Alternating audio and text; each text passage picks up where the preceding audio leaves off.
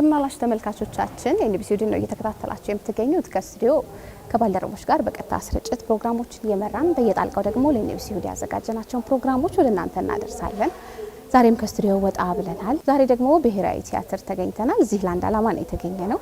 ስለ ቲያትር ስናነሳ በተለይ ደግሞ ቀደም ስላሉ ቲያትሮች ስናነሳ ስለ ፊልምም ስናነሳ ስማቸው ከሚጠሩ እውቅ አንጋፋ ተዋናዮች መካከል ግንባር ቀደሙ ነው። ቲያትር ብቻ አይደለም፣ በስነ ጽሁፉም ዘርፍ በመጽሐፍ ትርጉም እንዲሁም ደግሞ በፖለቲካ የነቃ ተሳትፎም ይታወቃል። ከዚህ ዓለም በሞት ከተለየ 1 ዓመት አልፎታል። ዛሬ የክቡር ዶክተር አርቲስት ደበበ እሸቱን የመታሰቢያ ዕለት ልንታደም እዚህ ተገኝተናል። የሙያ አጋሮቹ፣ ወዳጅ ቤተሰቦቹ፣ ተማሪዎቹ በእለቱ ተገኝተዋል። አርቲስቱን ለመዘከር የተለያዩ መሰናዶችም ተዘጋጅተዋል። ወደ ውስጥ እንገባለን። ምንድነው የተዘጋጀው? እንደገና ደግሞ ሰዎች ምን ይላሉ ስለሱ የሚለውን አብረን የምንከታተለው የሚሆነው። እስከ ፕሮግራማችን ፍጻሜ ድረስ አብራችሁን ሆኑ።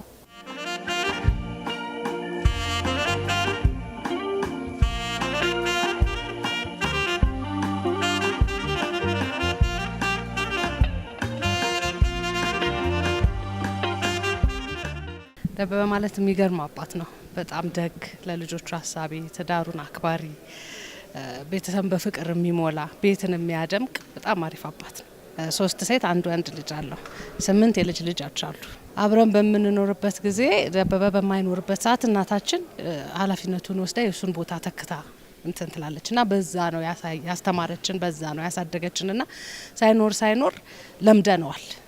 ከስራ እንደሚሆን ወይ ከሀገር ወጥቶ ሊሆን ይችላል ወይ አንድ ነገርና ስለለመድ ነው አክሰፕት አድርገ ነው ተቀብለ ነው ነበር የምንኖረው። እኔ ቤቱም ሄጄ አውቃለሁ፣ ቤተሰቦቹን አውቃለሁ፣ አልሚን አውቃታለሁ፣ ልጆቹን አውቃቸዋለሁ። ምናልባት እኔ ተጨማሪ ልጃቸው ነኝ ብዬ ነው ማስበው ብሏል። እሱም ውርስ አትጠይቀኝ እንጂ አባት ነኝ ብሎኛል። እና ጥሩ ቤተሰቤ ነበር። ለእኔ ትልቅ ሎስ ነው ጋሽ ደቤ ማጣት በጣም እና መልካም አባት ነበር። ለቤተሰቦቹም መልካም አባት፣ መልካም አያት ነበር፣ መልካም ባል ነበር ለአልሚም። እነሱ ሁለቱን ስታያቸው ትላንት የተዋወቁ ፍቅረኛ ነበር የሚመስሉት እና በጣም ደስ ይል ነበር። ደግነት፣ ትህትና፣ ሰው ማክበርን፣ የተቸገሩትን መርዳትን፣ ለሰው መድረስን በጣም ይሄ ነገሮች ነበሩትና ትዳርን ማክበር በተለይ ባለቤቱን እናታችንን በጣም ነው የሚወዳት። በጣም እስከ መጨረሻው ሰዓት ድረስ ስሟን ጠርቶ እስከ መጨረሻዋ እረስ ድረስ እወድሻለሁ ይላት ነበር። አልሚ እወድሻለሁ ይላት ነበርና እኛ እወድሻለሁ ምናምን በድሮ ጊዜ አናውቅም፣ በሱ ነው የሰማ ነው። የድሮ ሰዎች ብዙ እንደዚህ ሲባባሉ እና እናቴ አንዴ ምናለች፣ ሁሌ እወድሻለሁ ሲለኝ አንድ ቀን መልስ ሳልመልስለት የመጨረሻው ጊዜ ላይ ብቻ እኔም እወድሃለሁ ብዬው ሳይሞት መናገሬ በጣም ደስ ይለኛል ትላለች። እና ሁሌ ነው የሚላት እወድሻለሁ እና ያንን የፍቅርን የቤተሰብን ፍቅር ለሚስቱ ያለውን ፍቅር አክብሮት ሁሉ ነገር አስተምሮናል። ብሔራዊ ቲያትር ካፈራቸው ታላላቅ የጥበባት ዓለም ውስጥ ከሚጠቀሱት ደበበ እሸቱን የመሳሰሉ ግንባር ቀደሞች ናቸውና ዛሬ በጋሽ በደበበ እሸቱ ምስሎች በጣም አስገራሚ በትወና ዓለም የገነነባቸውን ታላላቅ ቲያትሮች ላይ የተወነባቸው ፎቶዎች ከመንትያ ጓደኛው ከወጋየሁ ንጋቱ ጋር እንደዚሁም ደግሞ በርካታ ቲያትሮች ላይ የተጫወታቸው ፎቶግራፎች ብሔራዊ ቲያትር በደቤ ደምቋል። ራሱ ደግሞ ደበበ እሸቱ ብሔራዊ ቲያትርን ሲያደምቅ ኖሯል። ስለዚህ የሁለቱ ጥምረት ዛሬ እሱ በአካለ ስጋ ከኛ ጋር ባይኖርም በሰራቸው ስራዎች ብሔራዊ ቲያትርም እሱን እየዘከረው ነው ያለው እና በጣም ደስ የሚል ድባብ አለው። ደቤ አለ፣ መንፈሱ አለ፣ መድረኩ ላይ አለ። በቃ በደንብ ያ ቤዝ ድምጽ፣ ያ ገዢ ድምጽ፣ ያ አስገምጋሚ ድምጽ ዛሬም በብሔራዊ ቲያትር መድረክ ላይ ይሰማኛል። እንደ ተመልካች ሆኜ ነው ማየው፣ እንደ ተዋናይ ነበር ማየው ዛካ። ምክንያቱም ሲሰራ እኔ እንደ ልጅ እንደ አባቴ በጣም ነበር ማደንቀው እና ገጸ ባህሪውን ሆኖ ነበር የሚሰራውና አባትነቱን እስከነራሳ ድረስ ማለት ነው። ሌላ ገጸ ባህሪ ነው እዛ ላይ የሚኖረውና በጣም ነበር ማደንቀው። የሚያናድድ ሲሰራ እንናደድበታለን፣ ደስ የሚል ሲሰራ እንደሰትበት ነበረ።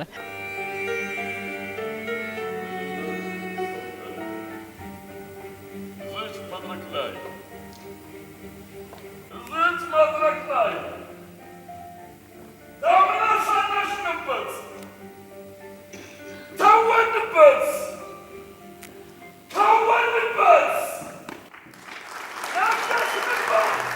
ጋሽ ደቤን የማውቀው እንግዲህ በሙያው ከማስተማሩ በፊት በሚሰራቸው ነው የማውቀው። የመድረክ ስራዎቹ፣ የፊልሞቹን ሻፍቲን አፍሪካን ምናምን ያኔ በልጅነት በማየው ጊዜ የማደንቀው ሰው ሲያስተምረኝ ደግሞ በ90 ዓመተ ምህረት ልዩ ስሜት ነው የተሰማኝ እና አክቲንግ ነበር የሚያስተምረን። የሰጠኝ መጽሐፍ አለች ስታንስላቭስኪ የምትባል እሷን ነው አጥኑ የሚለን። ትወና ይሰጣል እንጂ አትማሩትም ነው የሚለን። ይሄ የሱ ትልቁ አባባል ነው፣ የተቀበልኩትም ነው። በዚህ ነው ማደንቀው እና መወደው የነበረ ግንኙነታችን በዛ ነው።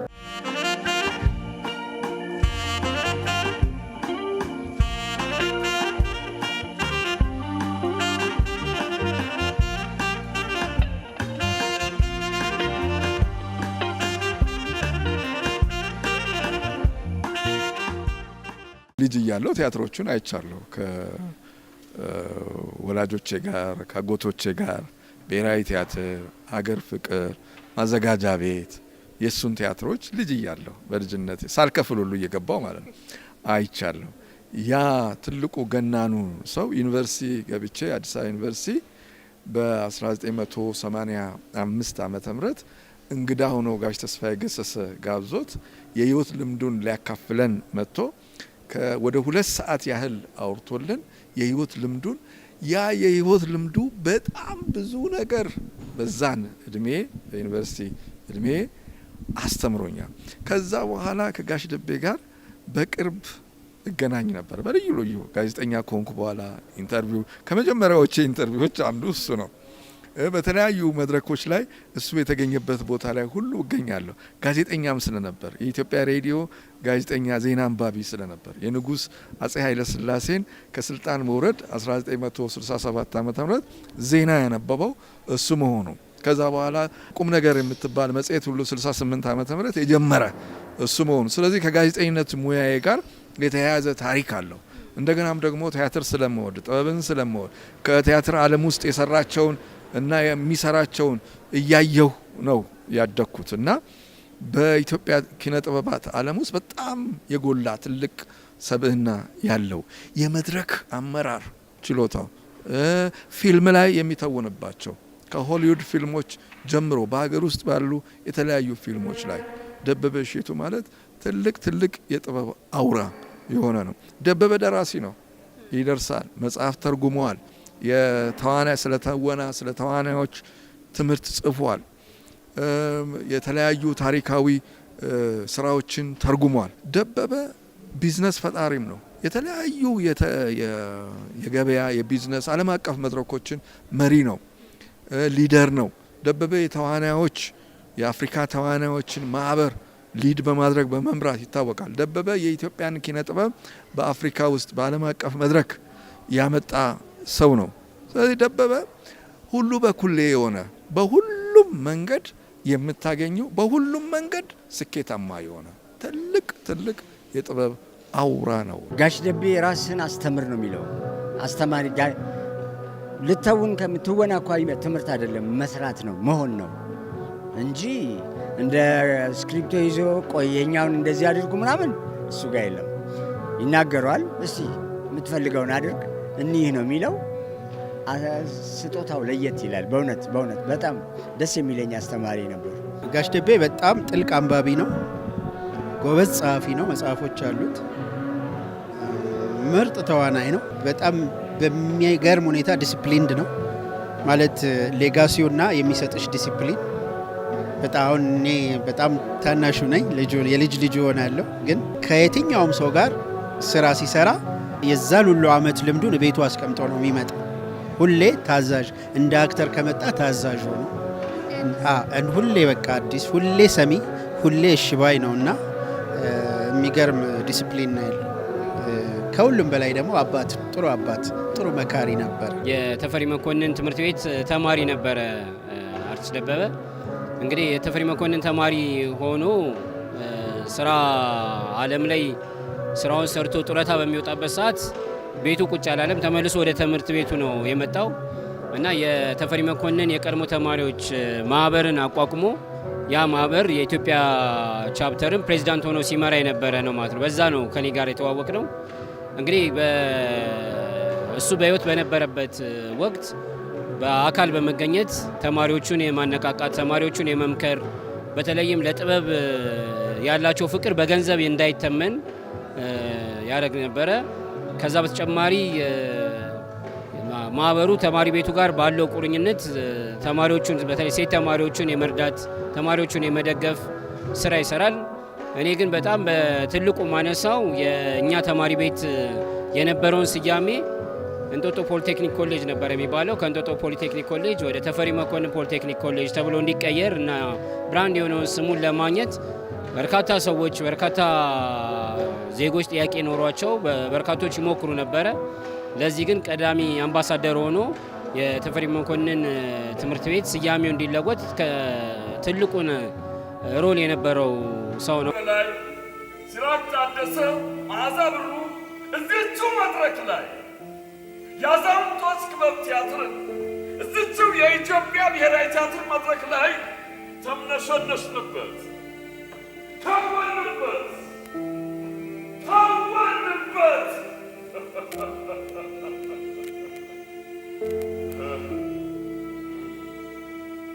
እሱ በህይወት ሳለ የተወናቸውን ትወና በ6 ወርን በእኛ አሁን ከረንትሊ ባሉ የቲያትር ተማሪዎች ቲያትሩን ሰርተው ዘክረውታል።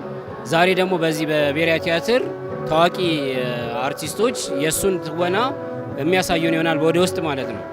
በትላንትናው ዕለት የቲያትር ቤት ማሰልጠኛ ተቋሙን ወይም ማሰልጠኛ ወርክሾፑን በስሙ ሰይመንለታል። እዚህ ደግሞ የምናየው በፎቶግራፍ የምናያቸው በህይወት እያለ የሰራቸው ስራዎች ናቸው። እንግዲህ ጋሽ ደቤ አርቲስት ብቻ ሳይሆን መጽሐፍ ተርጓሚም ነው። እዚህ በእጄ ላይ የምታዩን የመጽሐፍ የተረጎመው እሱ ነው እና እነዚህ መጽሐፎቹን የተረጎማቸውን ስራዎች በህይወት ዘመን እያለ ተሸለማቸውን ሽልማቶች ነው ሰው እያየ ያለው።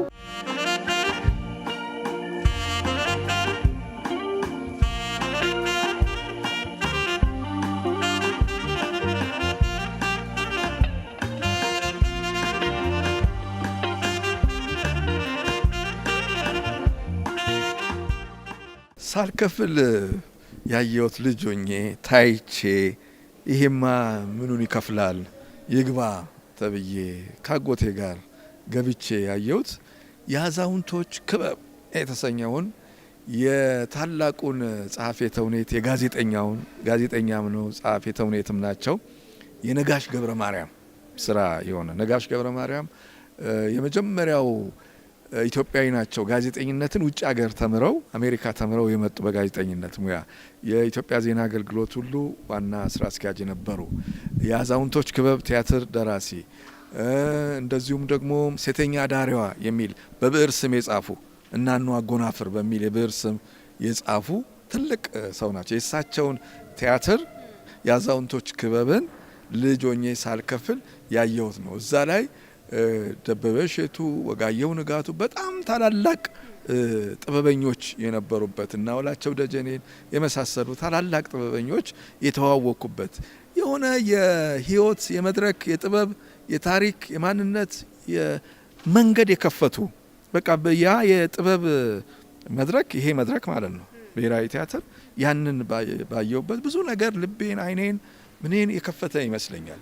የሰው ልጅ እንደዚህ አይነት ትወና እንደዚህ አይነት ችሎታ ህዝብን ማስደሰት ይሄ በሙሉ አዳራሽ ውስጥ የሚፈጠረው ሳቅ፣ ደስታ፣ ጭብጨባ፣ ውካታው በነሱ የአመደራረክ በነሱ የትወና ብቃት ያ ሁሉ ሰው ሲደሰት ሳይ እንደነዚህ ሰዎች የመሆን ስለነዚህ ሰዎች ታሪክ የመጻፍ እነዚህን ዱካ ስለመከተል ያቺ እድሜ ብዙ ነገር ፈጥራልኛል። ደቤ በጣም ትልቅ ተጽዕኖ ፈጣሪ ሰው ነው።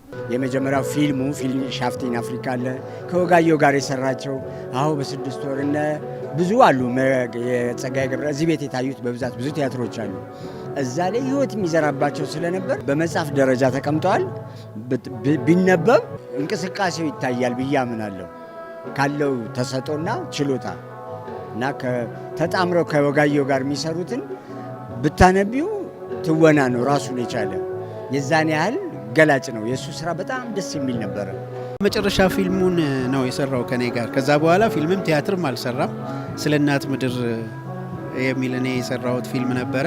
እሱ ላይ በጣም በሚገርም ሁኔታ እንደ 80 ዓመት ሰው ሳይሆን እንደ ወጣት ሆኖ እየተሯሯጠ የሰራው ፊልም ነበረ። ስለ እናት ምድር ይባላል። ፎርቹኔትሊ ጋሽ ደቤ በጣም እድለኛ ነው ማለት የተዘከረው በህይወት ሳያልፍ ብቻም ሳይሆን በህይወት እያለም የህይወት ዘመን ሽልማት ባህልና ቱሪዝም ቢሮ አዘጋጅቶ የሸለመው ጊዜ አዲስ አበባ ዩኒቨርሲቲ የክብር ዶክትሬት የሰጠው ጊዜ በህይወት እያለም ሪኮግናይዝ ተደርገዋል። ትልልቅ ዝክሮች ሲኖሩ የታላላቅ ሰዎች የሱ ጓደኞች የነበሩ ከሱ በፊትም የነበሩ ኢትዮጵያውያን ታላላቅ ኢትዮጵያውያን የኪነ ጥበብ ሰዎች ባለ ታሪኮች በሚዘከሩበት መድረክ ላይ ሁሉ የሚገኝ ነበረ። ይዘክራል፣ ያወጋል ታሪክን። እነዛን ሰዎች ልክ አብረውን እንዳሉ ሁሉ በምናብ የሚያመጣቸው ትልቅ ተሰጥኦ የነበረው ሰው ነው። ስለዚህ የደቤ ውለታ አለብን እኛ። ደቤ ብዙዎችን እንደገና እንድናስታውሳቸው ያደረገ ታሪክ አዋቂ ነው፣ ተራኪ ነው፣ አውጊ ነው። መድረክ ላይ እሱ ወጣ ማለት በተፈጥሮ የተሰጠው የድምፅ ለዛ አለ፣ ገዢ ድምፅ አለው፣ ታሪክ የመተረክ ችሎታ አለው። እንደገና ደግሞ እውቀት አለው፣ ጥልቅ እውቀት፣ ያንን የመተንተን ታላላቅ ሰዓሊዎችን ታሪክ ይተነትናል፣ ታላላቅ ተዋናያን ታሪክ ይተነትናል፣ ደራሲዎችን ይተነትናል፣ ጥበበኞችን። ስለዚህ ዛሬ ደግሞ እሱ የለም በአካል። ከባድ ነው ስለ ደቤ ማውራት። በእርግጥ በሱ ለዛ በሱ ቁመና አይነት ማውራት መድረክ መምራት በጣም ከባድ ቢሆንም ግን አድናቂዎቹ ወዳጆቹ በዚህ ሁኔታ ውስጥ ተሰባስበው እሱን ለመዘከር በመብቃታቸው በጣም እሱም ያስደስተኛል። የዚህ አይነት ስራዎች መደጋገማቸው መዘከራቸው ይሄ ወጣት አሁን ያለው ወጣትና መጪው ወጣት ደግሞ በጥበብ ዓለም ውስጥ እንደነበበ እሸቱ አይነት ታላላቅ ሰዎች እንደመጡ ከየት ተነስተው የት ጫፍ እንደደረሱ በችሎታቸው ማስተማሪያ ዩኒቨርሲቲዎች ናቸውና እንዲህ አይነት ዝክሮች በእጅጉ ያስፈልጋል። ይህንን ያዘጋጁ ብሔራዊ ቲያትርም ከበስተጀርባ ያሉም ሌሎች የጋሽ ደቤ ተማሪዎች ወዳጆች በሙሉ ትልቅ ምስጋና ይገባቸዋል። እናንተም ደግሞ ኤንቢሲ ኢትዮጵያ ቴሌቪዥን ይህንን ታላቅ የኪነ ጥበብ አውራን ታሪኩን ማንነቱን ለመዘገብ እዚህ ተገኝታችሁ በዚህ ሁኔታ ስለሰራችሁ ትልቅ ምስጋና ለእናንተም ይገባችኋል። ዶም ዘገየን እላለሁ። የሀገር ባለውለታዎቻችንን በህይወት እያሉ መዘከር፣ ታሪካቸውን ማውሳት፣ ታሪክን ማጥፋት አይደለም ማደስ ነው ያለብን። የኋላው ከሌለ የፊቱ የለም። ስለዚህ እነሱን ካላወሳን ምንሰራው ምንድን ነው? በህይወት እያሉ ደግሞ ችግራቸውንም ጤናቸውንም መንከባከብ፣ ስራቸውንም ማወደስ፣ ማክበር፣ መሸለም፣ መሾም ያምራል፣ ደስ ይላል። ከሞቱ በኋላ ግን እድሜ መቁጠሩ መርሳት ይሆናል። መልካም ሳናቀው አልፈውናል፣ ግን እያስታወስናቸው ስራቸውን እያየን ስራቸው አለ አልጠፋም። ስለዚህ አሁን ቢወሳ ማይሰለች ነው፣ የሚታወቅ ነው። ማውሳቱና ማወደሱ ማሞገሱ ይለመድ። አሁን ለሚወለደው ትውልድ ይሄ እኛው ትውልድ እኔም እንዲወሳለሁ እያለ ማውሳት አለበት። የኋላውን ካላየ ወደፊት መሄድ አይችልም። በጣም ነው ደስ የሚለው በዚህ መልኩ መነሳቱ፣ በዚህ መልኩ መታወሱ በጣም ደስ። ምክንያቱም ለኛ እሱ በሌለባቸው በዚህ አንድ አመታት ውስጥ ቤቱ ምን ያህል ጭር እንዳለ፣ ምን ያህል ህይወታችን ላይ ትልቅ ጎዶሎ እንደነበረ ዛሬ ግን ተካስን እና ትላንትናም ተፈሪ መኮንን አንድ ዝግጅት ነበረ፣ እዛ ላይም ተካስን። ዛሬም ደግሞ በጣም ተካስን እና በጣም ደስ የሚል ፕሮግራም ደስ ይላል። ያው ጋሽ ደቤ የሰራቸው ስራዎች በጠቅላላ ተሰቅለው ቦታ ይዘው የሚወዱት ወዳጆቹ፣ አድናቂዎቹ፣ የሙያ ልጆቹ ተሰባስበው አንድ ታላቅ ባለሙያ እየዘከሩ ነው ያሉት። በእውነት ጋሽ ደቤ በሚገባው ልክ የተከፈለው ሰው አይደለም እና ካለፈም በኋላ ይሄ ክብር መሰጠቱ ጥሩ ነው፣ ደስ ይላል በጣም።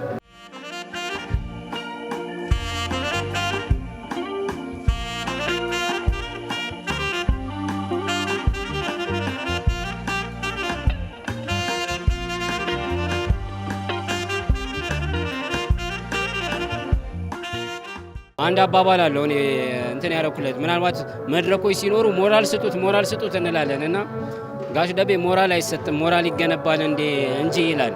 ሞራል የራስሽን ሞራል ከሰጠሽ ሞራል አልባ ትውልድ ነው የምናፈራው እና ሞራል ስላለው በዛ ፓሽን ነው እንግዲህ በስተርጅና እድሜው መጥቶ ተማሪ ቤቱን ይረዳ ይደግፍ የነበረው እና እያንዳንዳችን ከትምህርት ቤት ነው የወጣ ነው።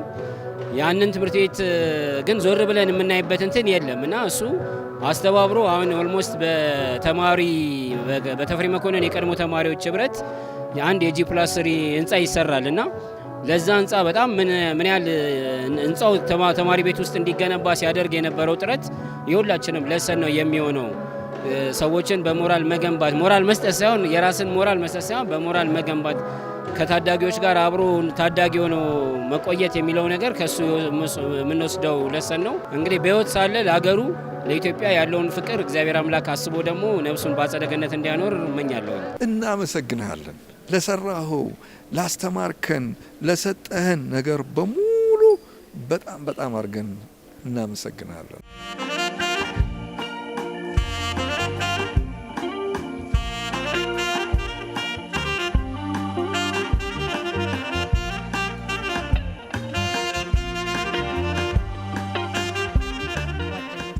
በዛሬው ዕለት እዚህ ጋር ቆመን ይህ ሁሉ ዝግጅት እንዲዘጋጅ ላደረጉልን ለብሔራዊ ቲያትር በሩን ከፍቶ ለተቀበለን ለኮሚቴ አባላቶች ለረዱን በሙሉ አጠገባችን ለቆሙ እቺ እለት እንድትሳካ ላገዙን በሙሉ እና ለእናንተም ለጋዜጠኞች በጣም እናመሰግናለን። ከልብ የከበረ ምስጋና ነው የምናቀርበው።